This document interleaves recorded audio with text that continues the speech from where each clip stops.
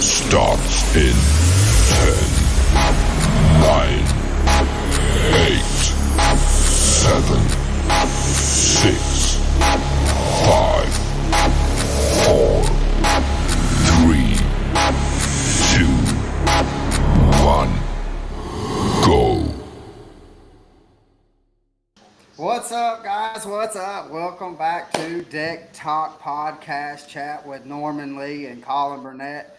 And I'm Colin Burnett, and that is my good buddy And I am Norman Lee. Heck yeah, brother! You had an off day today, didn't you? Yeah, man, I sure did. It seemed like I was working actually more today than I am when I'm on the water. Though I got a lot of errands done and had to run up to Sebring, do a couple things, a couple of Yep. people to see. So even though I'm off the water, it seems like it's a busy day. Heck yeah, we got John Pate and Jamie Jones. What's up, brothers? What's up, Glad to guys? have y'all on. Yeah, you called me while I was out on the lake, and you was running around like a chicken with his head cut off today. Yeah. So, uh, what? You've had a pretty busy 3 weeks that you've been down there. You've only had a couple off days since you gotten down there. So, Yeah. Yeah, it's been fun, a lot of fun. Yeah, man, it's been busy. On the water almost every day. Of course, I've only had a couple days where I wasn't on the water, where I actually could kick back and relax a little bit. But yeah, yeah, man, fishing's doing good down here right now. yeah. We got old uh, old Bob's watching. I see that he's on there. We got Michael from Ben Olay Lure says, "What's up, guys?" So, Hey, what's up, Michael. Michael? So, also before we get started, Norman, let's talk about. I got my dog trying to get his 15 seconds of fame on here. Um, we're going to do a giveaway tonight, also. So, we're going to give like once a month. I get these monster bass boxes, and so I've been giving them away. So what we're going to do for the giveaway is we're going to the questions that is asked. Uh, Norman's going to pick the best question, and so the best question's going to get the Monster Bass box giveaway. So we got Killing Baits on. What's up, brother? So let me run through this real quick, Norman, and let's let's talk about what's in it. I did change one Yep, thing sounds out good. of it, Norman, because What's that? it had some tequila sunrise crawls, and I've been looking all over for them crawls, and I couldn't find them. So once I seen them in that box, I said, "Sorry, guys." So I did put. Snatched a bait already out of it. Oh, I did. I ain't gonna lie about it. So I did swap them with some like Cincos. It's a Pro Series X Zone Cincos. Um, these things float, and uh, let's see. No, these ain't the ones. They got super fine salt in them, so that helps them float. I thought these might have been the ones that changes colors also, but it's not. It has a little magazine that tells you uh, how to fish whatever and what to look for to where you want to throw it or use them. Um, let's see. It's a KVD Optum Super Fry. It looks like it's in a. The color says magic. I've never heard of this as a color, which I don't use too much of the strap kit and stuff. So besides the crankbaits, um, they got the caffeine shad, which is in the pearl. Let's see, it's an 8 pack, and I want to say it's a 4 inch uh, little, little, daggone it. My dog keeps on hitting the table with my camera on it. So, let's see what else. They got a little thunder cricket. So what is it? A half ounce. Uh, it's Strike King's version of a vibrating jig. So, and it's in the black and blue. Let's see what else is in here. Um, you've got the Monster Bass has like a finesse jig. It is in a green pumpkin with black specks on it. So, and it's a 3/8. Let's see. This time of the year, you can't go wrong right now throwing this, a little square bill. Let's see if I can get the. So, and let's see. Also, the Sexy Shad lipless crankbait. Let's see, and it's in a half ounce also. I've got probably about 25 of these in my box right now. So, um, just to say, I did catch some fish on this today, Norman. Let's see. What else? You got a sticker. You've got a $40 gift card towards the purchase of lunker sticks. Then it also this golden ticket. Sorry about my dog, guys. Uh, I've been out fishing. He's been in the crate all day. So this golden ticket here, what it is, Monster Bass does a weekly live. I think it's on a Wednesday, Norman. Um, but you take that golden ticket, they will draw periodically during their live for to do giveaways, and they give out away a bunch of stuff. So, uh, and that golden ticket has numbers on it to where that's how you find out if you won or not. So that's all that is in our giveaway tonight. That's pretty decent.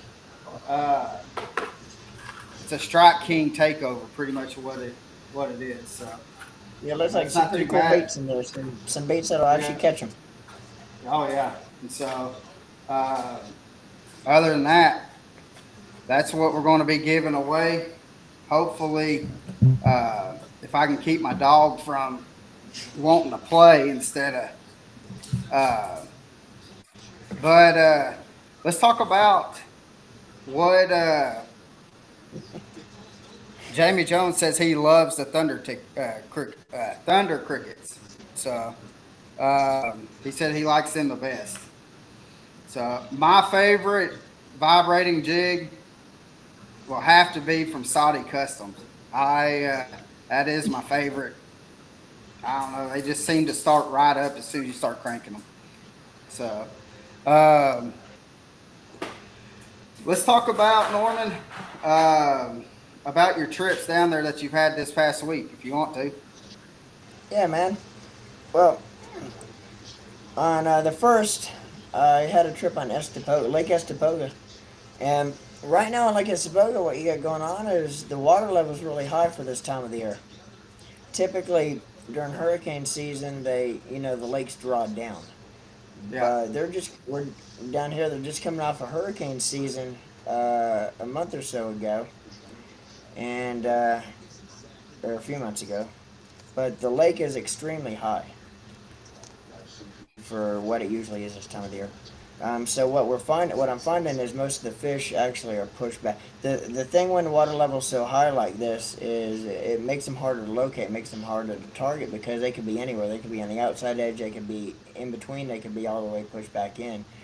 Right. Because the water allows them to actually get in places where typically when the water level's down, there's no water. So it makes it a little bit harder to locate. So what I'm finding is most of the bigger fish is actually pushed way back in.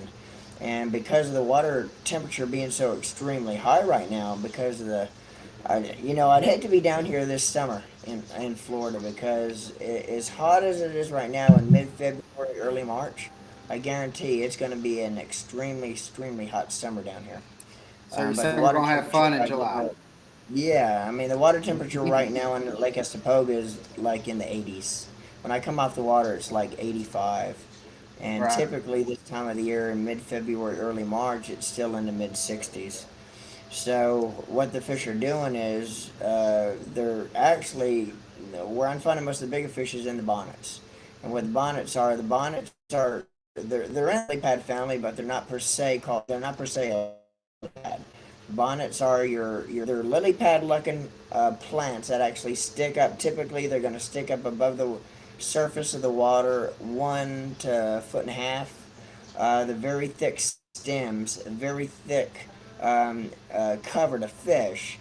Usually, when you fish them, your fish catch ratio percentage will go down because they're so thick. You know, getting them out of them. Once you get them hooked, you know you have to try to get them to the boat. And in most cases, when you get them hooked and they get pinned, hold pressure and go in after them with your trolling motor. Don't try to force them out because you end up ripping the hooks out of them. But that's kind of what I'm finding in Estepoga right now, and one of the things one of the reasons that makes that a good cover during the summertime, and now what we got going on here with the extremely high water temperatures, the extreme heat they're having right now is like. I've never seen it in Florida this time of the year, and with that high heat, you're getting hot sun. We're having July type of weather down here right now with that sun burning down. So they also act as an umbrella. So below the spatter dock or the bonnets, you're going to have about 1 to 1.5 degree cooler water temperature than other places on the lake, even in other type of reeds or cover. Because of the umbrella factor, they eliminate the direct sunlight from penetrating to hit those Right. surface of the water. And of course, bass don't like direct sunlight. So that's kind of what I'm finding out right now is most of the fish are pushed back in because of the extreme high water temperatures, but they're under the bonnets. And Right. it's been really good. I've had 3 trips on Estepoga so far, and all 3 trips we packed them and sacked them. And most of my fish we're catching is 3 pounds or up. Most of them's between 3 and 4. We in 3 trips I think we've only caught a few that was under 3 pounds. So the quality is there, and we're catching numbers as well. Throwing the super swimmers, the bruiser bait super swimmers. Now, if you get wind, that super swimmer, that swim bait bite lasts all day. If you don't get the wind, then it starts to fizzle out about 11:30, 12. Then you pick up the. I've been throwing a fatso stick by Bass Addiction Gear and pitching it and flipping it same cover in the bonnets or spatter dock once that swim bait bite starts to slow down. But that bite's been really well. And I got one more trip out there Wednesday. My last trip down here is actually back on Estepoga, so we'll be doing that again in the bonnets, and it's just crazy right now in there. But you have to find the right ones. When I was out scouting, I fished a lot of different bonnets once I kind of dialed the pattern in, and you're Yeah. not finding in different sections of lake, and Lake Estepoga has a lot of bonnets. You don't find them everywhere. You just find them in certain sections of the bonnets. So, anyway, that was Estepoga. It's been really, really on right now for me. Yeah. Went down to Headwaters. Um, I actually had a client about a week and a half ago call. He wanted to go down to Headwaters, and I told him I've only been down to Headwaters twice in the past, but he wanted to go anyway. So we went down. We had a ball down there. We Yeah. had a field day, throwing lipless crankbaits. I Heck yeah. went back down to Waters. Another client asked me. He wanted to go back down. He seen the post we posted from that first trip, so I wanted to go back down. So we went back down, and two tales of 2 different days. We went back down. We had It was blowing steady, 25 to 30, gusting over Yeah. 30, and we ended up throwing top water all day, and I was taking some drifts over hydrilla flats. Basically, I found a couple hydrilla flats that was stacked, and these fish, guys, they were coming up through 2 footers. We were making long casts the direction of our drift. These fish were coming up through the 2 footers and crushing this topwater walking bait. I mean, it was crazy. Our drift, I think, was 2 miles an hour. is how Wow. fast we were drifting in 30 miles an hour wind, and they were actually annihilating the top water, throwing in that rough water. So, and top water, that's a fun bite when you get on them with top water. But it made it even funner in that wind we were throwing them in. Yeah. What about because your first trip to Headwaters, you was ripping a crankbait, wasn't you? Yeah, I was. Um, I don't. When you get hydrilla, submerged hydrilla with isolated, topped out areas of hydrilla, there's no other better way to catch reaction fish than ripping a lipless crankbait. And what I mean by ripping a crankbait or lipless crankbait, and a lot of people doesn't use that technique because they see hydrilla, they see how thick the hydrilla is, and they don't believe that they could get a crankbait, a lipless or any other crankbait with treble hooks to actually go through it. Let me tell you, Right. if you rip it, the lipless crankbait, once you feel it load up on that hydrilla, you want to rip it as hard as you can. What's going to happen is that crankbait, that lipless crankbait will blow. It'll explode out of the hydrilla. When it explodes out that hydrilla, that actually creates that reaction bite. As soon as you explode it out of there, and you don't stop reeling, you just explode with your rod tip, it'll create that reaction bite, and then fish will just load on it if there's a fish in that clump of hydrilla when it goes through. But Right. yeah, we caught him ripping the lipless crankbait, and that was a fun bite too. But we didn't have that much wind that day. It was a real beautiful day. Yeah. Well, we got Jamie Jones has a question for you, Norman.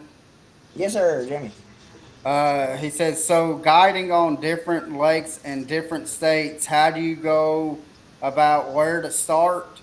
Do you go to spots you already know, start puzzling together, or just start scanning with your electronics and go from there? Uh, Jerry, good question. And you know, it depends on what lake I'm on. Now, coming from this area, and of course, I guided down here for 15 years before I moved to Tennessee a few years ago. That helps because I do know the areas really well. I know these lakes really well. But as far as going to areas that I know that I've fished in the past, I want to actually forget all that. The worst thing as a fisherman you could do is fish by memory. A lot of people get too wrapped up in fishing by memory, and then especially when I haven't been on any of these lakes, and I think the last time I fished down here was 2 years ago, or actually last July when we were down. Yeah. When me and Colin was down here for ICAST, but about a year ago. So I haven't been on these lakes too in recent times, other than last year. So yeah, I don't want to fish by memory, but I basically just start covering water. And when I went out on Estapoga, it didn't really. It took me about 2 hours before I really started kind of dialing in what the fish were doing, where they were going. And the other thing too is when you're practicing or trying to scout for fish, um, it's too easy to get wrapped up in catching fish where they are, knowing I'm actually just out scouting. So you know, it doesn't matter if I catch them or put fish in the boat that day. I need to know where they're going to be in 2 or 3 days when I'm back out here. So typically, I'll try to pattern and kind of use my head where these fish are going to be in 2 or 3 days, what they're doing, uh, per the conditions we have, where they're going. I never like to pattern where they are right then when I'm actually fishing them, but think where they're going to be in a couple of days, and weather has a lot to do with that. But I suppose it didn't take me too long to figure it out. Finally, once I figured it out and found out what they're doing, where they're in, then I just started trying to use that same pattern in other areas of the lake.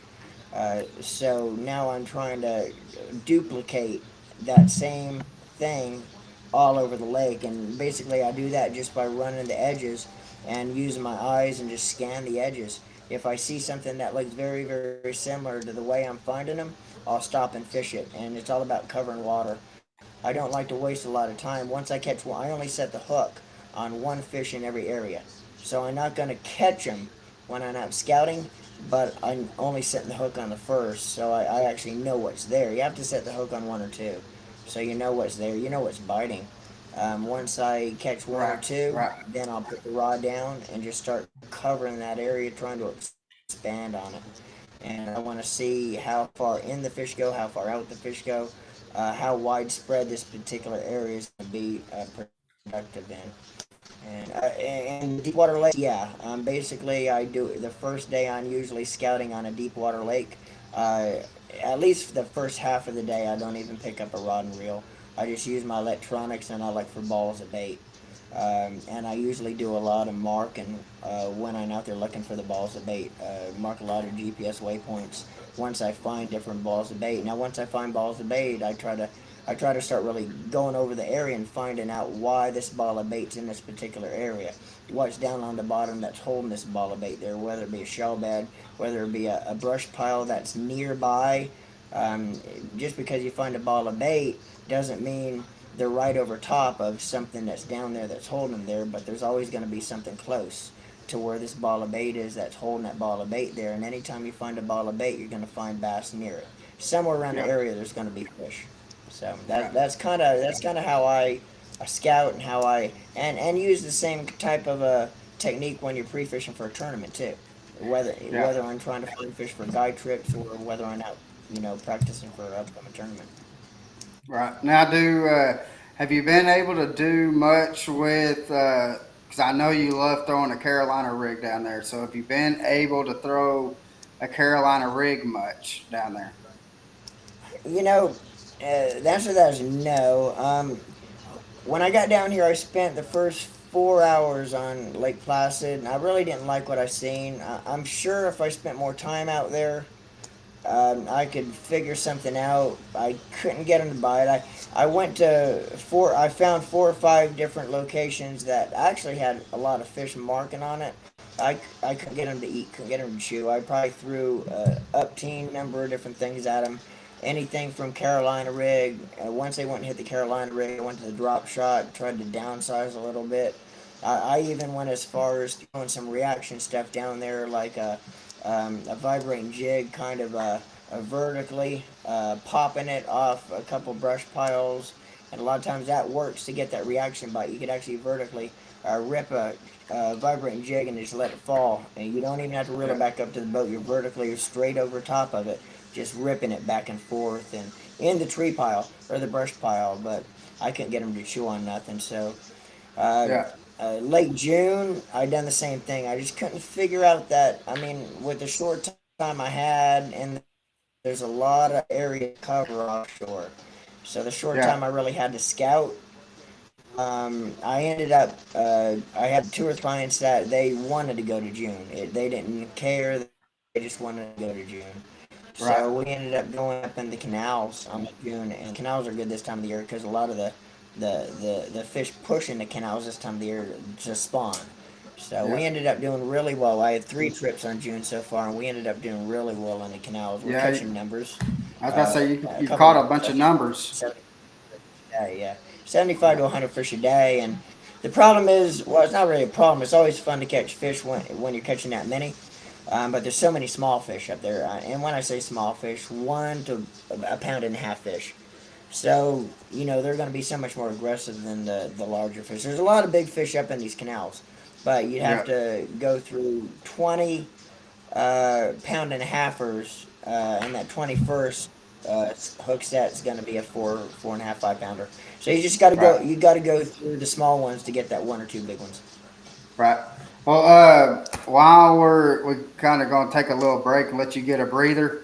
Again, we're doing a giveaway of the Monster Bass Box. It is a Strike King takeover.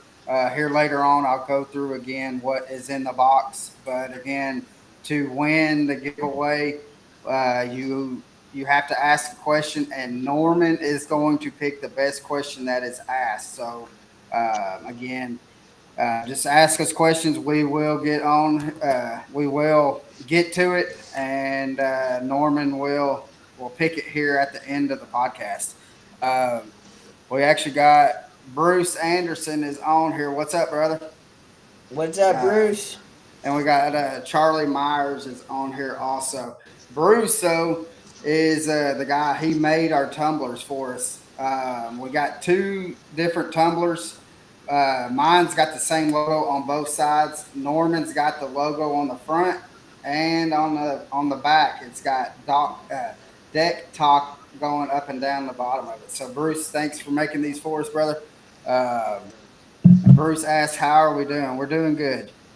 Doing good. Trying to get through another. I got another work day coming up tomorrow. I'm trying to get through it so I can get back out on the lake.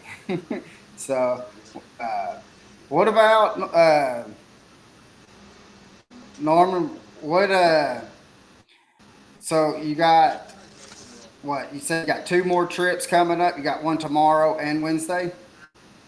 Yep, yep. Have one tomorrow. Tomorrow's gonna be back on Lake June, and uh, the guy I have with me tomorrow, he actually booked this trip. Actually, I was on the water at Headwaters a couple of days ago with the trip at Headwaters, and he called me when I was on the water. He's a local retired gentleman. He lives on Lake June, and he's been trying to figure out how to fish offshore. He basically just wants to learn how to use his electronics to find. He wants to know what he's looking at when he's looking at electronics. So we're gonna go out and help him. Be able to figure out how to use his electronics in a manner where he could go out and locate stuff on his own. And after we do that, we're probably gonna go back up in the canals and Start give the ripping some canals one whips. more once over before I head back to Tennessee. So those canals are Yeah. fun to. Oh yeah, we fished them last July. Yeah. So Jamie Jones has another question for you. All right, He Jamie, go ahead. says I normally throw my lipless cranks on 10 to 12 pound tests. He says I have broken off the baits on the rip. So when he's ripping through the hydrilla and stuff like that, he's broken off. When you're doing that, do you throw a heavier test line when you're doing that? When you're ripping lipless crankbaits through hydrilla, you want to use braided line. There's no other line to use. Any other lines, even fluorocarbon. Fluorocarbon has low stretch, but you're still gonna get that stretch factor. Not like mono, but with your braid, you have no. The whole thing about ripping, especially when you're ripping it through thicker hydrilla pods, is you absolutely don't want to have any stretch in your line, because when you pop that rod, and you want to pop it hard. Um, Anybody familiar with spoon jigging on ledges? It's real popular up in Kentucky, and when you're ledge fishing, you take these big spoons and you throw them on the ledges, let them hit the bottom, and you rip them as hard as you can off the bottom and let them flutter down. Or flutter spoons. The same technique when you're ripping a lipless crankbait, but you don't want any give in your line. It has to be a solid rip when you rip it out. Plus the rod makes a big thing too. You don't want to use a crankbait rod like you normally when you're using a treble bait, crankbait, lipless crankbait, whatever. You don't want to use too soft of a tip. You want that. I typically use a medium heavy rod, a medium heavy baitcaster rod, and I'll use a moderate fast tip. What that means is I'm still going to have enough. I'm still going to have a little tip, but that tip's going to be strong enough where it's not going to have a lot of give action. When you go to rip it out of the hydrilla, you don't want that tip to bow over on you. You want a solid tip to be able to rip it out. You want complete contact of complete contact to that lipless crankbait when you pull back on it and rip it out. You don't want nothing to give, whether it be the rod tip or your line. Of course, down here in Florida, when I'm ripping lipless crankbaits, I use 65-pound test braid is what I You use. just answered his next question. What pound test or what pound braid? So 65 65 pound pound. test. I'll tell you the reason, and typically, unless I am throwing braid on like a spinner bait or a bladed jig, something that when the fish eat it, you're steadily reeling. The fish is going to load up on your rod as you set the hook. Here's the thing with braided line. All braided line will break on a hook set, okay? But 65-pound test braid will not break on a hook set. If you use 50-pound braid, you use 40, 30, no matter what size braid you use, under 65. If you go to set up on a fish, but you snap back on that fish when that line's not completely taut, you will snap braided Yeah. line. Yeah. You should not should not snap it if it's 65 or larger. So keep that in mind. You can break braid if you snap back on a hook set. And down here in Florida, we fish a lot of big fish. Right. So any cast could be a 10-pounder on the other side of it. And so it's all about, keep that in mind. If you snap back on a hook set with braid, if you're using anything but 65, or a larger too, but anything below 65, you can break it if you snap back on it.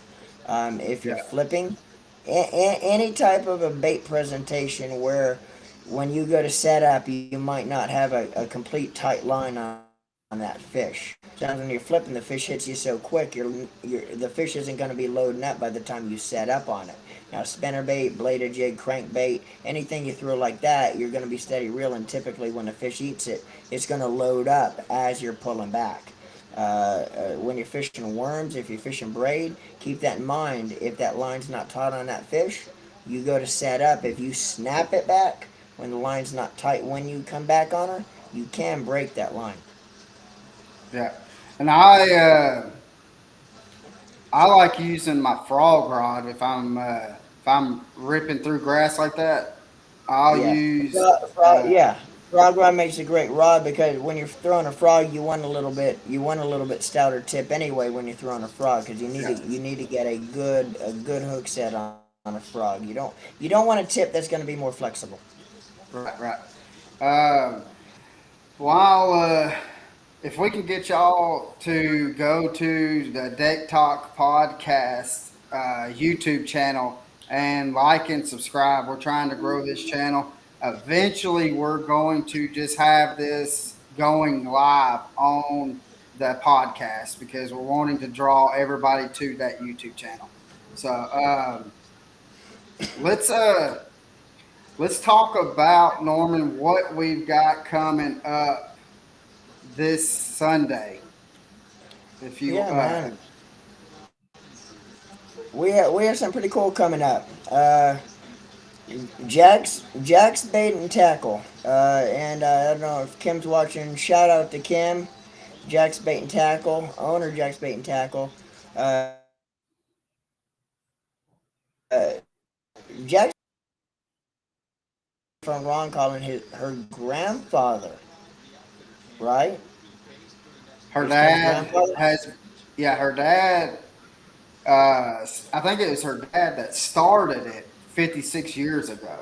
56 years ago. Yep. So they are So having their 56th anniversary, kind of a customer appreciation deal there this Sunday. And yes, they're going to have a fish fry. And me and Colin is going to be there in the parking lot with our Deck Talk studio. We are going to be doing a live podcast from yep. Jack's some point A- during the day. And we're going to try to get. I know Jamie Jones is going to be frying the fish. So, but we're going to try to get him on because Jamie Jones is a heck of a fisherman, and so uh, I enjoy talking to Jamie, and he's very informal about, and so hopefully we can talk to him, talk about what he's doing on Chickamauga. I know he's got some tournaments here uh, coming up. I know that he said I seen something on Facebook. He's got I think it's a Monday night uh, Harrison Bay tournaments that is coming up here next month. So, uh, but we'll try to get him on. We'll have a Bassmasters Elite fisherman Jack Daniels Williams. We're gonna get him on here. Uh, I'm hoping. that we're going to be able to get Buddy Gross is going to be there. So if he's there, we're going to have him on here also. We'll So have Buddy Gross on, um, definitely. let's see. My sister is on, and my brother-in-law is on, and uh, and my little nephew Norman says, "Hey." So Hey, what's up? uh, Jamie says it's calling for rain, but we're still going to have it. She has rented a tent for people to sit under. We will have several tents set up as well. Several raffles to be held. Oh yeah, well, about the raffles, I know one thing that is going uh, to be raffled off is Jack's just got some new tumblers, and Norman, you've seen them tumblers. Them things are some bad tumblers. I We see him. uh, There's some our badass timbers. Yeah, Bruce Pretty hard Anderson. work on. He owns Deep South Vinyl. He's the one that made our tumblers and made uh, the tumblers for Jack's. So make sure you put in for that raffle. Uh, and if you don't get it, just tell Kim, and she can order some more for you. And so everybody's going to be able to get a tumbler one way or another through the raffle or through buying them through Kim. So, uh, but let's talk, Norman. Um we'll talk about. I know you've been down there, and I've been up here. So let's talk. I'll talk a little bit about what I've seen on Chick here this the past week, and so um what I had noticed, Norman. I went out. Uh, when was it? Wednesday and Friday. The water temp was around 60, 62 degrees that I found.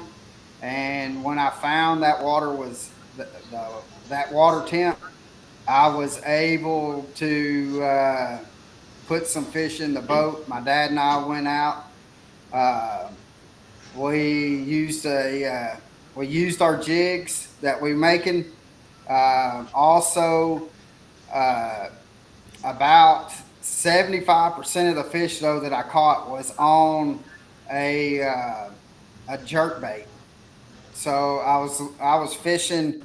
Um, I was fishing in between 7 to 8 feet is where I was finding them.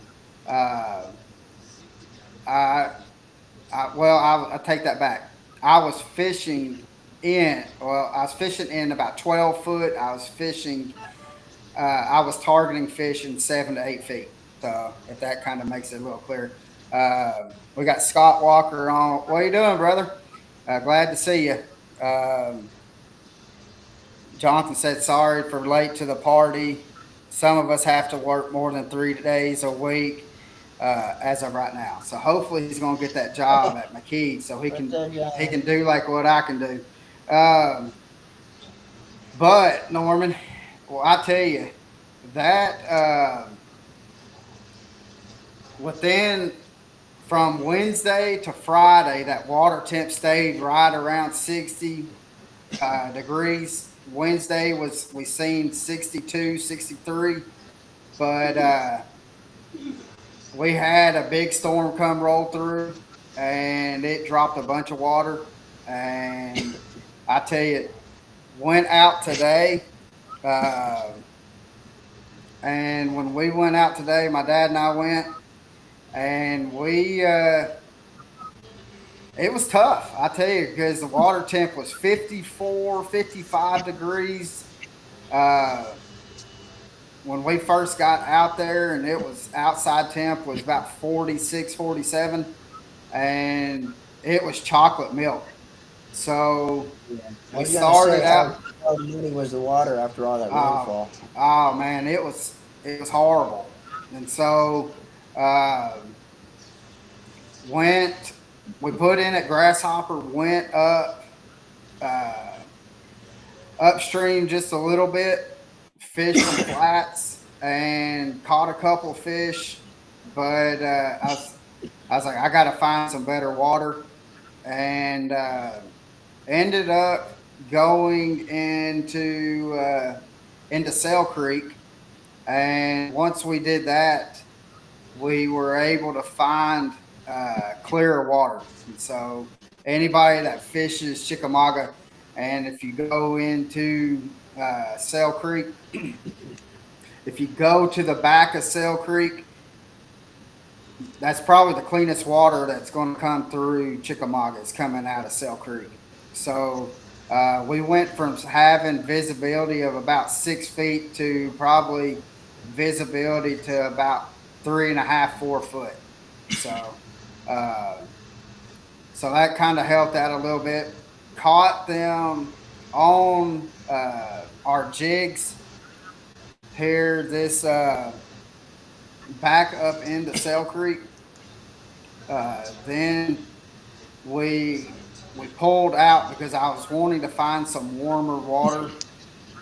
Uh, Done that, fished the main river channel, and the water clarity probably went back to about that time was probably about a foot, foot and a half, and was throwing a like a shaky head Texas rig, and I tried throwing a lipless crankbait. I only had one on the lipless crankbait, but everything that was caught on a very slow presentation. Uh, they and what we've noticed that we had the small ones were right up on the bank. We backed off the bank probably about 15, 20 yards, and we're starting to catch bigger and better fish. So uh, we got Patty is on here. Patty helps out with Jack's Bait and Tackle, helps keep them stocked up. So thank you, Patty, for that. Uh, so, but here next week, by the time we're going to have to go out next week, Norman, we'll probably have to do it Monday. So Yeah, yeah, we'll hit Chickamauga next week for sure. yeah, yeah, because we're going to have the rest of the week's going to be 70, 80 degrees, so that and the overnight is not supposed to get too terribly cold. So that water temp's going to stay more stable. Them fish are going to pull up, and we'll go hit some of the bedding points and stuff for spawn, and hopefully have some good pictures uh, to be able to post on here later on or for next Monday. But other than that, that's kind of what I noticed was one with the chocolate milk, how the Chickamauga was today made it tough. We also had a full moon too, so they fed all night, so uh, that made the bite slow. And I think uh, what does I want your opinion, Norman. What does the full moon does it affect it as much down in Florida as it does here?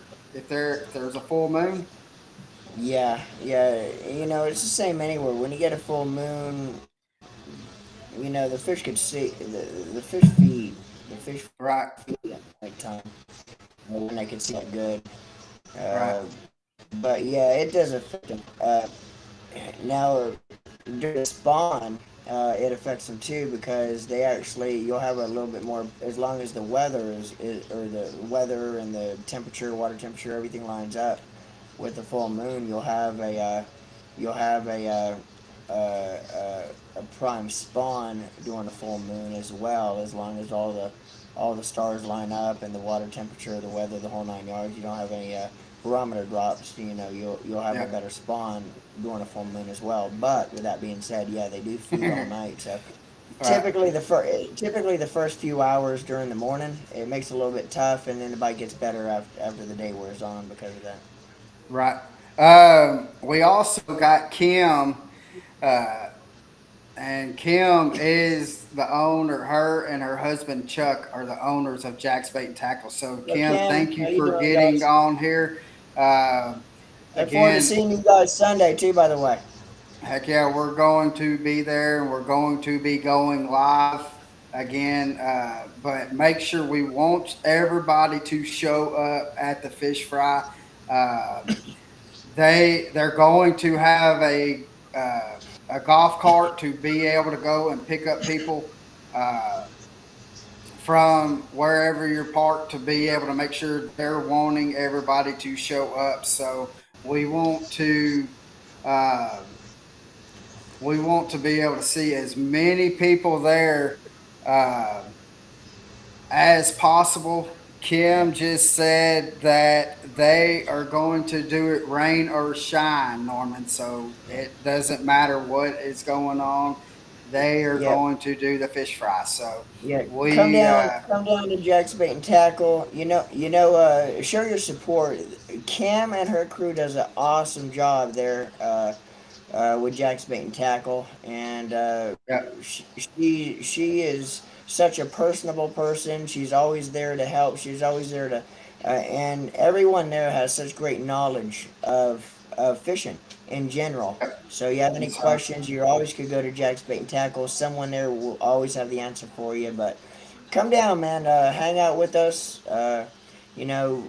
Show your support. Kim and them guys down there, they just do an incredible job, and yeah, as well as support your local bait and tackle shops too. yeah, That's where it's at, is the local bait and tackle shops. So come down yeah, and hang out with us and show Jax your support and just have a good time there, and eat yeah. some fish. And and another thing about Jack's, um, if you're wanting, they do or Kim does a live a couple times a week talking about the baits that she's getting just got in. She makes sure that everybody knows what's coming in. So she wants you to be able to know, all right, this bait's in. I've got this, and she keeps up with the bass fishermen. She keeps up with the cat fishermen. She definitely keeps up with the crappie fishermen, and And I the crappie fishermen, Norman. You know, that's the ones that kind of they helped out to donate the crappies. They also done a tournament though for the crappie to be able to do this fish fry. So, yeah. but I want to also say if you want to order something from Jack's Bait and Tackle, just go to Facebook, look up Jack's Bait and Tackle, message Kim, and she will get it ordered for you. So Yeah. but other than that, that's real cool how there you don't have to go to the store to be able to get the baits from them. Yeah. And I another was thing talking. too, and well, I was gonna another thing too, and Kim mentioned this on her last live, and there's no other bait and tackle shop that will go this far Nah, to make sure their customers is taken care of. And she had yeah, mentioned that if you ever need anything, she's not there. She might be already closed for the day. If you call her and she will come down, make sure you are taken care of.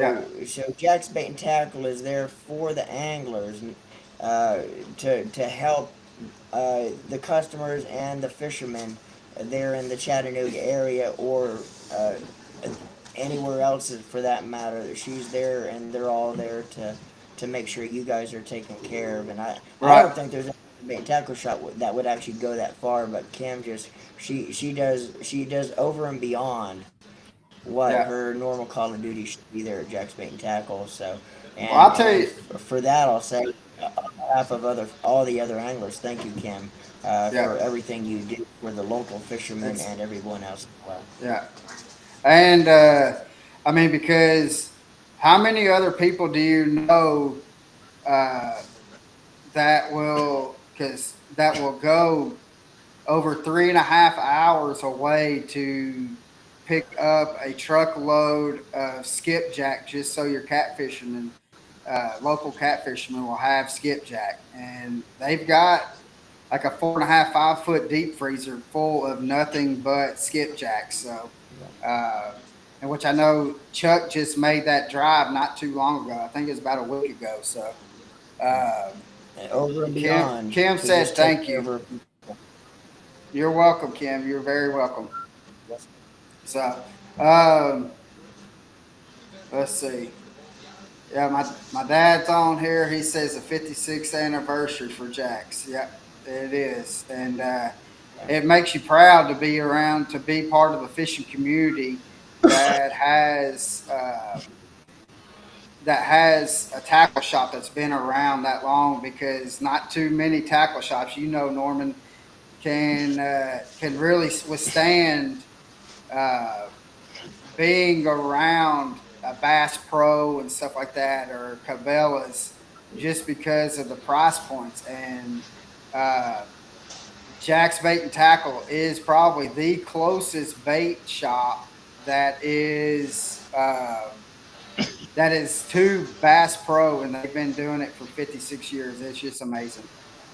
Yeah. So, Yeah. um, hey Norman, I'm gonna put the camera on you, and let's show what me and you've been working on. All right, uh, with Yeah. our new jigs.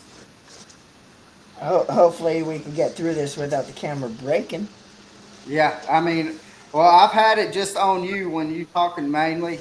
Uh, we so I've been doing it secretly so you wouldn't know, trying to keep your camera from not breaking. So, I just got this so new camera a couple of days ago, and luckily it oh, hasn't and broke yet. yeah, and it is a whole lot better. We do have a little bit of glare, but that ain't it's nothing that we really can't I got a work window with. So right behind me.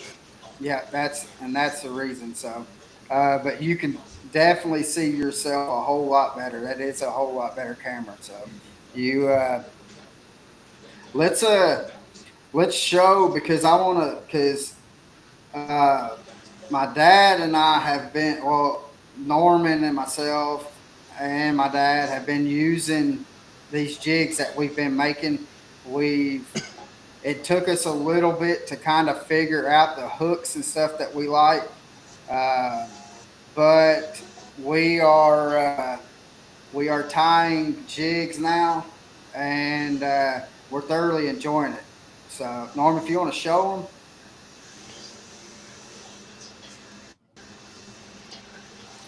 well, let's see. It's kind of what uh, Yeah. what color is that, Norman? You would have to ask me. The light's gone. This is actually watermelon or green pumpkin. Actually, it's Yeah, green pumpkin with orange. It's an orange and green pumpkin skirt. Where, as a matter of fact, coming up on Chickamauga, this color should start really catching fire yeah, with the that's gonna, oranges you're gonna be yeah, throwing during the yeah, because springtime. that bite has already started too. So that's gonna be Then good. we got this one here. This is actually in the skirt. We got red, a little bit of green, black. Uh, but yeah, the micro jigs and the smallmouth just crushed these things on nickajack. Yeah, And that is for sure.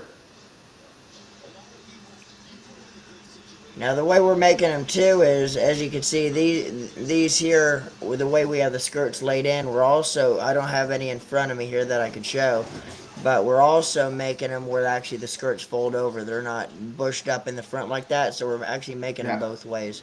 it looks more like an umbrella also, and Yeah. so we've got some football Now what? head jigs and stuff that I'm tying also right now. So Yeah. Now what we're finding out about when we're tying them like this, where it's almost like an umbrella that comes over top of the head, what we're finding out with that, with testing the prototypes we're making, is that when you're fishing a lot of rocks like we do for smallmouth on like Lake Nickajack and other lakes, as you don't do much fishing like that in the state of Yeah, Florida. But once you get out, you do a lot of rocks, riprap, whatever you have, rocks or wherever you're throwing these jigs in a little bit deeper water over that hard cover. yeah, But the way that skirt's designed, it actually almost helps bounce when you're bouncing it over boulder type rocks. It almost helps bounce the hook over. So we're finding that we're not getting hung up in the rocks quite as much with yeah, the skirt tied like this, with it almost like sort of kind of like an yeah, umbrella that goes over the head, versus the skirt that lays back from where it goes over the head. It kind of folds back with the hook.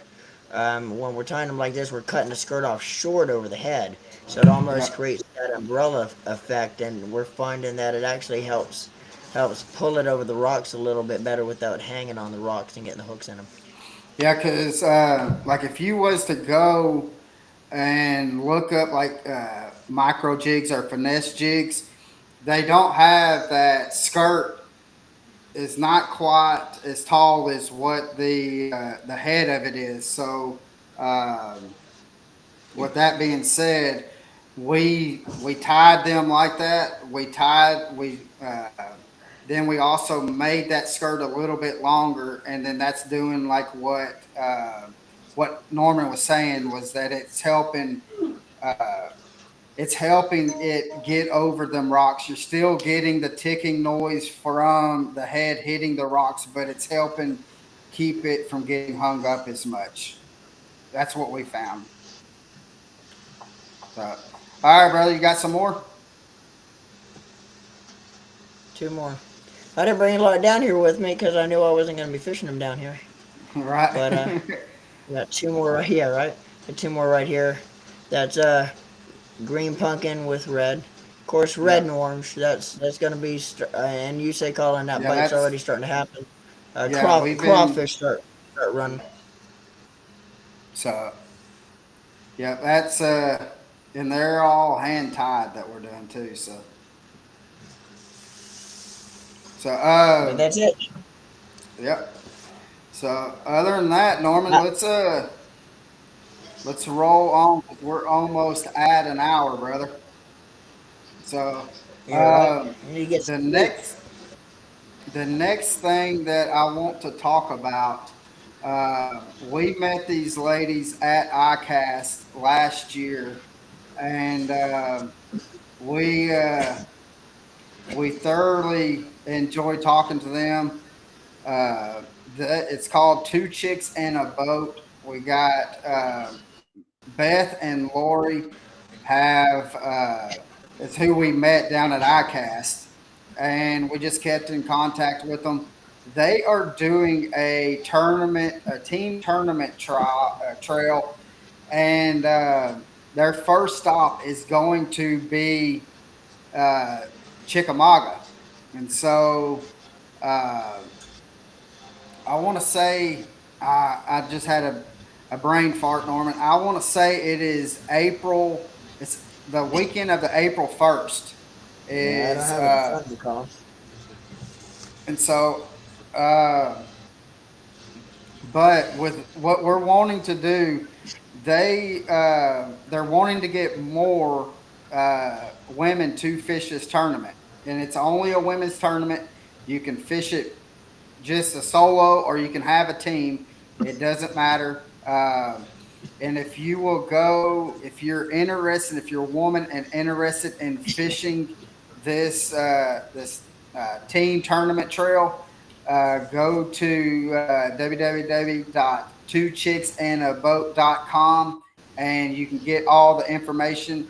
I think they have 7 tournaments that are lined up, and again, Chickamauga is going to be their first stop at the beginning of April. So uh, we want to help them out. We've not. I know that we've got actually. Uh, I'm going to bring them over to Jack's when they come in and have them meet Kim and stuff. So, but we definitely want to try to raise awareness to this tournament trail to where we can get them to have as many people as possible. on this in this tournament series. So uh, we do we do want to help them out as much as possible. So uh, we'll do this, Norman, real quick. If anybody has any last questions for us, uh, to you can ask it now. And again, the best question Norman's going to pick. The best question is going to get the Monster Bass Box giveaway. A lot of So cool baits in uh, that box. yeah, it is a Strike King takeover minus I think one bait that I did take one package out, Norman. So If you so catch it was anything on the baits, you take out of there, though. I think that's yeah, what yeah. everybody wants to I know. mean, but Inquiry minds looking up. I did put baits in there that I know that are going to catch fish still. So, um, but again, if you have any questions, we're going to be wrapping this up here pretty soon, and Norman's going to be picking the best question. So, if you have any questions and want to enter into the giveaway, just leave a comment and we will answer your question. But again, we'll be picking here pretty soon. We'll be picking the giveaway winner. So, what Norman, do you want to talk about our the next time that we're going live? Besides the time that we're going next Sunday at Jack's. Yeah, we gotta. We're working on a couple pretty cool deals with our regular. I guess you could call it a regular Deck Talk podcast. Um, we're working on a couple different things right now for next Monday. And we'll have that finalized. Actually, I'm going to try to get that finalized on Thursday on my way back to Tennessee. Yeah. But So after that, we actually have a couple pretty cool episodes coming up. We're going to have one of our guests. We'll go ahead and announce it. Well, it's no secret. We've already announced it in a couple of different shows, but Shaw Grisby, yeah, a legendary bass angler, a Bass Hall of Famer. He is going to be a guest on one of the podcasts next month, probably in a couple weeks anyway. yeah, We're going to do another regular podcast after this coming Monday. So we have a couple of pretty cool deals, things coming up. We're working on one for Monday now. Nothing's finalized yet, but we're still working on that. We yeah, got Shaw Grisby. He'll be on as a guest on the very next one.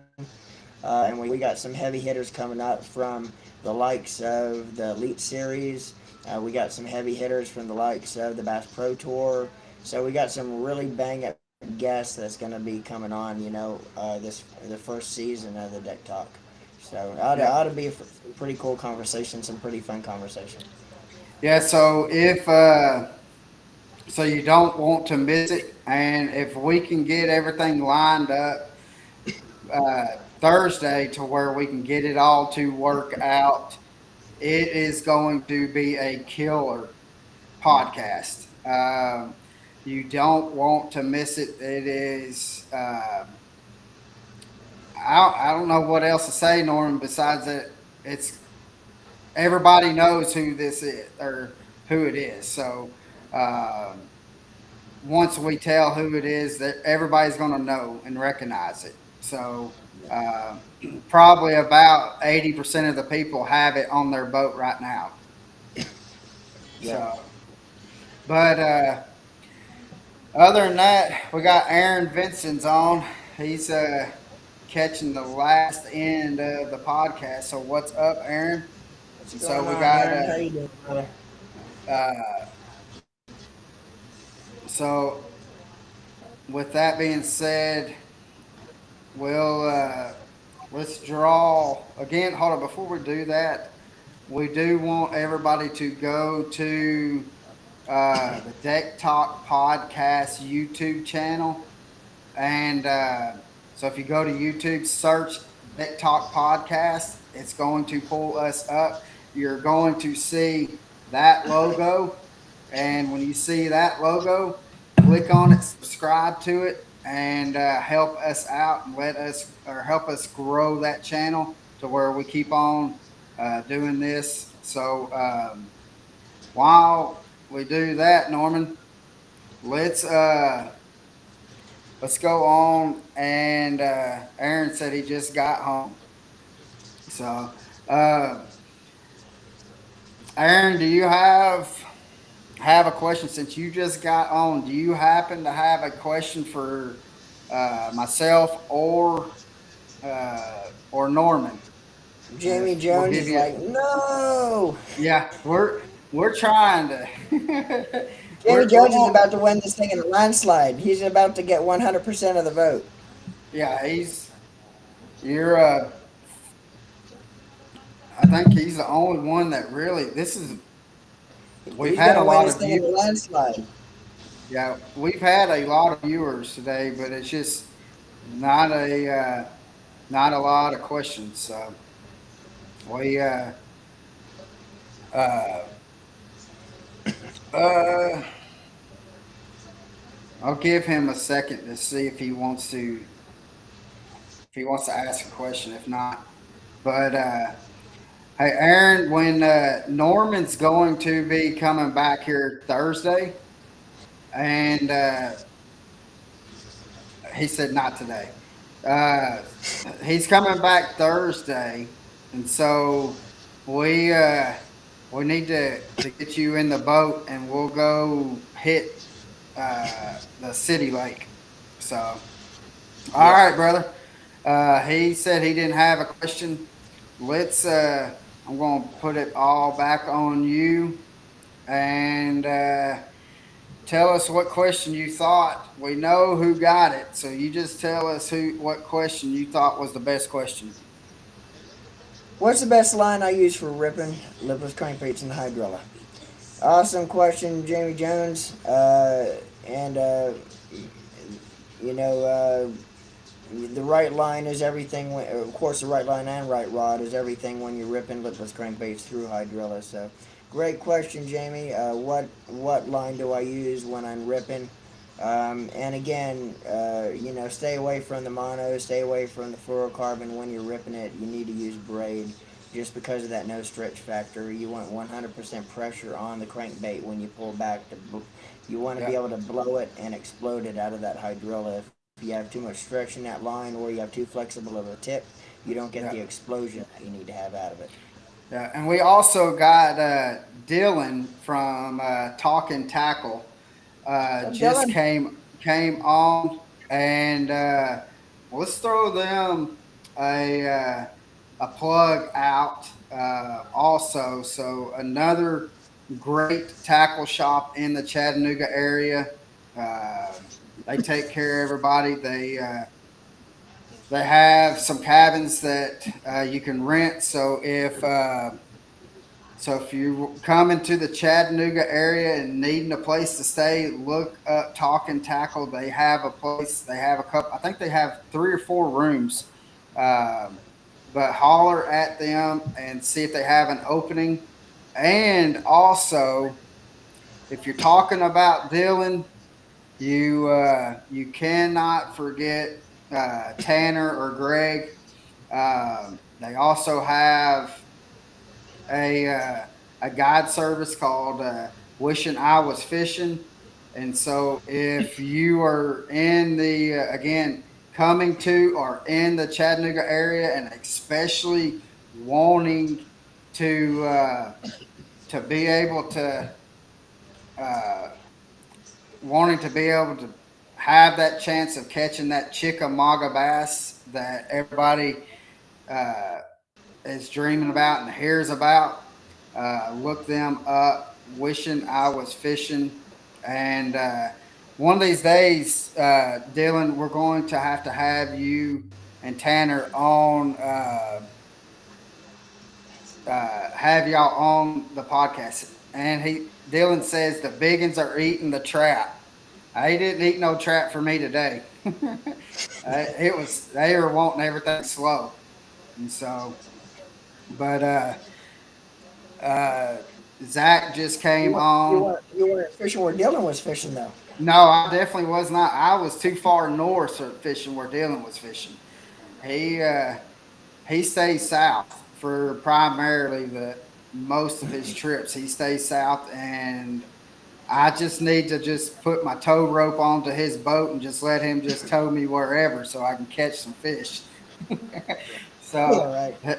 but if you go to their Facebook page, and you'll be able to see talking tackle and wishing I was fishing. You will be able to see what we're talking about of big fish that are being caught. Uh, they're premier guides. So Yeah, and they're a we great bunch of thoroughly. guys as well. They're a great bunch of guys also. You know. He's Dylan says, "Nah, just keep that trap in your hands and never put it down." That was the problem, Dylan. I had my dad. I was throwing it. My dad was catching fish, throwing like a Texas rig and a shaky head, and I was getting showed up. He said from now till middle of April, no other baits needed. Thanks. So no, Dylan, we appreciate you, and especially giving some little hints and tips for Chickamauga. And so, but again, Jamie Jones, you are the winner of the Monster Bass box giveaway. We will be giving this away again uh, next month, and I'm we're probably going to have a giveaway, Norman, Sunday when we're at Jack's Bait and Tackle, because I'm thinking Kim said that Yes, we are. she's going to get something set up for us to where we can do a giveaway. So, Cool, Kim. Thank uh, you. and Jamie, I'm going to. You can either call me or I can just leave the box there at Kim's, and but or you call me and we can meet up. So, but again, Norman, let's get off of here, and let's see. Hold on, I don't want to. My dad's saying he's got to go. It's his bedtime. It's his bedtime, Norman. Uh, Yeah. Thanks, Steve. so Go get some shut eye. all right, Jamie. If I don't hear nothing from you in the next couple of days, I'll run it by Jack's, or I might just bring it Sunday. So whatever one that will work better for you. So, Norman, let's wrap this thing up. We've been on here almost. 1 hour and 15 minutes. That's it. Yep. So, uh, but other than that, guys, we definitely appreciate y'all coming on. And remember to go to our YouTube channel, Deck Talk Podcast, and like and subscribe to it. Again, we're trying to grow that channel. Come Eventually, down to Jack's these Bait and Tackle. do what? Come down to Jack's Bait and Tackle Sunday. Yeah. Well, yeah. Don't forget the Fish Fry Sunday, March 12th, which is this coming Sunday. Rain or shine, they're going to have tents up to where if it's raining, it's everybody's going to be able to stay dry and enjoy their time. So we'll and again, like and subscribe our YouTube channel, and because eventually this is going to be live just on our YouTube channel once we kind of get it going a little better. So, but again, we thank y'all for coming on here, and we will catch y'all here Sunday and then Monday, and the fish fry is going to start at 12:30 to 5. So Norman and I will probably get there around 12, maybe a little before. We're going to set everything up, and we will go live uh, sometime after it kind of gets rolling a little bit. So But other than that, Norman, I hope you have a good trip tomorrow out, and hopefully be able to rip some lips. Make sure you drink a bunch of water, and I tell you, you suck because up here it's not that hot yet. So, so, I wish I was where you but are. I'm born and raised in this Florida heat, and I can't. I guess I'm unofficially considered a snowbird because I come down to Florida and I can't handle this heat anymore. yeah. And Jamie Jones says the fish fry is open to the public. So anybody that is around, or if you want to come to the fish fry, just come on down and meet everybody and chit chat, enjoy, eat a bunch of crappie. So, Norm, let's wrap this thing up. Yeah. Hope Look everybody have a forward to blessed see day. everybody there soon. Yep. Hope everybody does well, and we will see you out on the water. And just remember, live the passion. Tight lines.